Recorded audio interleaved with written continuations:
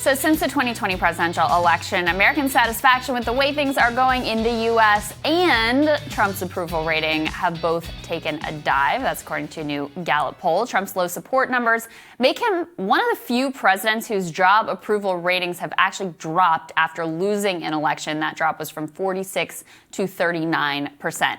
Democratic strategist and owner of JC Strategies, Jennifer Holdsworth, and my fantastic co-host for the day, Senior Director of Policy at the Conservative Partnership Institute, Rachel Bovard, are both back to weigh in on this. And Rachel, let me start with you, because this is a bit of a historical anomaly. Usually, actually, after presidents lose, we start to like them more for some reason, which is like, I don't know, an interesting sort of psychological trait of Americans.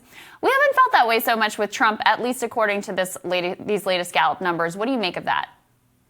Well, it hasn't been a normal loss, right? There's nothing been normal about the Trump presidency, however you want to define it. And I think we're living through this again. But I think the approval numbers sort of reflect where he is with his base, to be honest. I think the people that didn't like him before don't hate him more. They just hate him equally, right? But I think his base has sort of dropped off a little bit because, post-election Trump has been schizophrenic, I think, in a number of different ways. He's sort of been all over the map.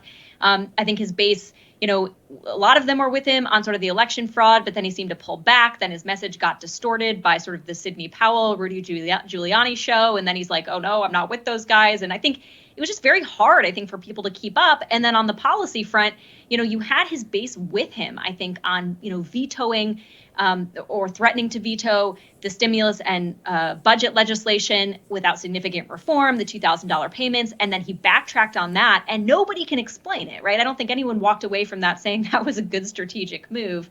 So I think, you are just seeing people say, what the heck is going on? And so I think his disapproval numbers dropping is more a reflection, again, of his base than the people who sort of disliked him from the beginning.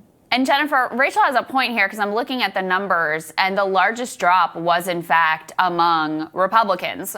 Second largest drop was among independents. And interestingly, Democrats, 3% before the election approved of him, and now 6% do. So he gained 3% among Democrats. And again, we should take all these polls with a bit of a grain of salt. But I think Rachel does have a point here that the erosion has actually come among some Republican core supporters.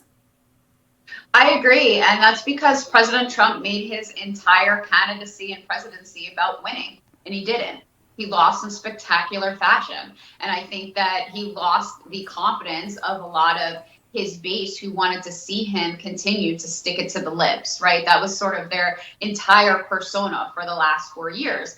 And he's not doing that. He's, as Rachel said, a perfect description, being absolutely schizophrenic in his message right now. One thing that President Trump always had going for him, even if it was a diabolical message, was message discipline. And now he doesn't have that. He's all over the map. He's continually losing. I think in court cases, he's like 1 in 48 since the election. He won a procedural suit very early on. And ever since then, he's just been laughed out of court and laughed out of every room he's been in. So I think that you're seeing a portion of his base move on from his, we're constantly winning shtick, because it's not working anymore. I would love to sit here and say that the drop in approval rating is because a wide swath of Americans are very vested in a peaceful transition of power, and he's not participating in that. While that's true, I think Rachel's correct. The folks that already saw him as a massive threat to democracy still see him as a massive threat to democracy. They're not the ones that have fallen off the Trump bandwagon. It's his own base that is disappearing because he's now a quote unquote loser. And Rachel, what do you think this means for, I don't want to read too much into it, but what do you think this indicates in terms of the future of the party and Trump's hold on it? Because you have this little data point. You also have the data point of on the NDAA veto and also on the stimulus checks. You have a large part of the Republican Party ultimately bucking his wishes. The numbers on the $2,000 checks in the House were 130 Republicans voted against his wishes and 43 sided with him.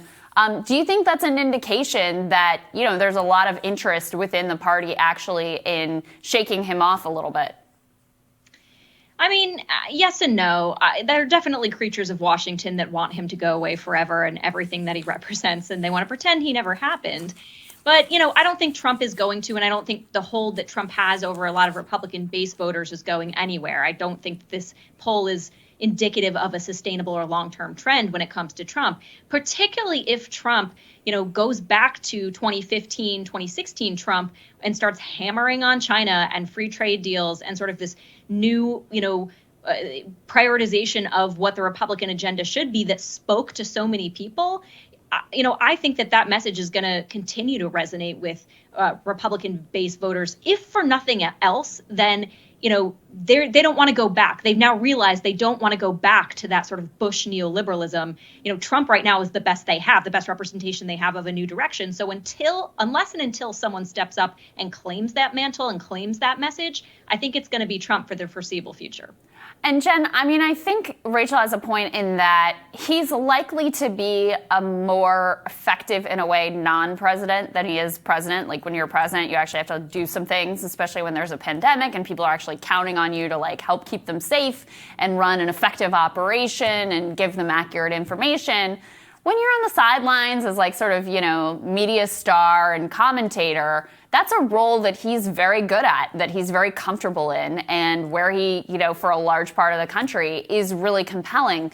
So I think for people who are hoping the Republican Party is going to wake up and move past him and, go back to their whatever they were before, which was, equally, if not more awful in my personal view. I think that that's frankly a delusion. And I also think, media organizations aren't going to be able to resist covering his every daily utterance and tweet and doing. So I'm not sure that things are really going to shift all that much in terms of his power and importance within the Republican Party for a long time. Oh, there's no question. I think it was yesterday, Congressman Matt Gaetz tweeted, "We're not going back. Republicans are the party of Trump." And I quote tweeted it and said, "Yeah, we know." I don't think that there's any idea that this is going to go back to compassionate conservatism for whatever that was in the early 2000s, right? Or some type of fiscal discipline of, ridiculous trickle-down economics. All of those conversations for the Republican Party have been decimated. They're gone. This is now the bombastic party of Donald Trump and no ideas, right? So that's what we're going to have to deal with. And unfortunately, I think it's going to cause a reckoning within the Democratic Party, right? Because we like to say that we have, these high-minded debates about policy, further left, centrism, fiscal discipline, versus the will of the public good.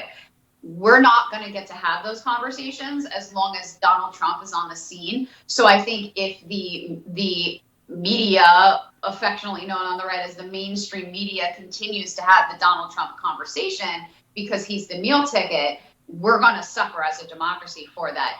If he continues the erratic behavior that he's eliciting right now and is just constantly in, it's not even lies anymore. It's mental patient category, the things that he's putting on Twitter. They're conspiracy theories on conspiracy theories.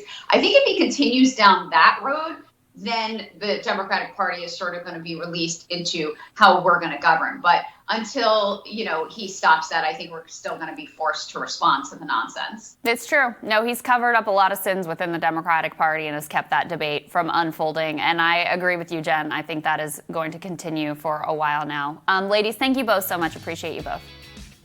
Thank you. Coming up on Rising, Mitch McConnell was always fine with Trump losing the election. That's according to Ryan Grimm, but the Senate is a different story. He's going to join us next to talk about McConnell's motives when Rising returns.